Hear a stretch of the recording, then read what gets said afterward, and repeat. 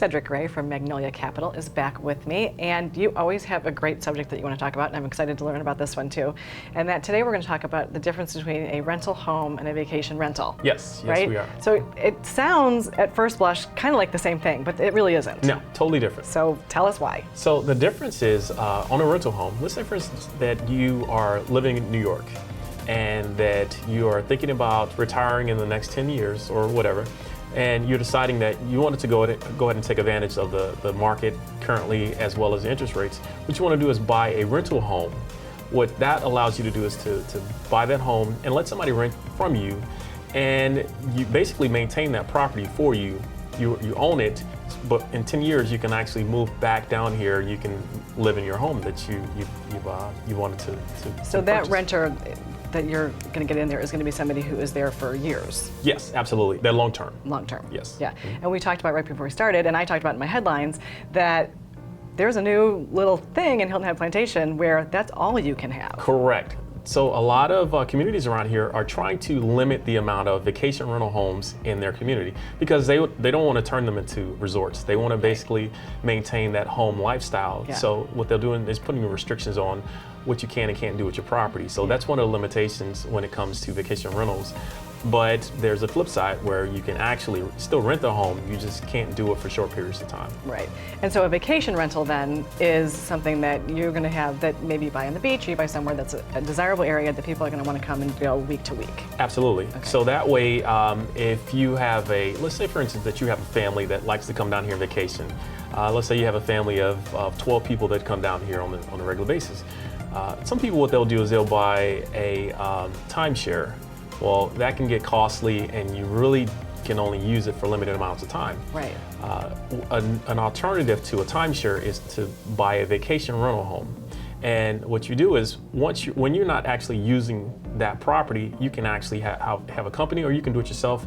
You can rent those weeks out as much as you want. You can pretty much charge what fees and services you want to charge for. Yeah. And you can create a business with that. And it's actually a lot of people end up doing that, and they use it to get some supplemental income from that. But then they can also customize when they want to be here. Absolutely. So they can block out the weeks. They want to be here for Thanksgiving, they want to be here for Christmas, they want to be here whenever. Those weeks they block out, and that's theirs. Yes, as much or as little as you want to use that. They have that flexibility because Yeah. they actually own the property. Right. So we've talked a little bit about this already, but give us some more of the advantages and limitations to both things. Okay, so an advantage of a rental property is first and foremost, you don't have as much labor on that or as much maintenance, because the person that's going to be living there, they're going to be living there long term. You don't have somebody new checking in every single week. Right. So you have a little bit more stability as far as the property. And it's generally maintained a little bit better because the person that's living there is basically, it's going to be their home for a while. Right. So that's one of the advantages. The disadvantage is that you don't get as much as you would for a vacation rental. Generally, you're going to do a long-term lease whether it's 1 year, 2 years, 3 years, and there's going to be a set price that's going to be in that lease. So you really don't have the flexibility to create additional revenue once you sign that lease. So what you see is what you get. Okay. On the vacation rental side, one of the advantages of the vacation rental side is that you're going to be able to charge what you want to charge. So whether if you're closer to the beach, if you have different amenities, so you can set it up kind of like you can have a business plan when it comes to your vacation rental. And generally, if with inflation, you can raise your rates. Right. You can have your peak seasons, you can have your low seasons. Right. So in the peak seasons, you can charge more per night, and in the off season, you can charge a little bit less, and that helps drive your revenue. On the downside, for vacation rentals, you're always replacing stuff, Right. because you have all these folks coming into your house, week after week. Things get broken, things get misplaced, because we're not going to say steal. Yeah, I was going to say misplaced. I'm not going to say misplaced, Yeah. acquired, right? Right.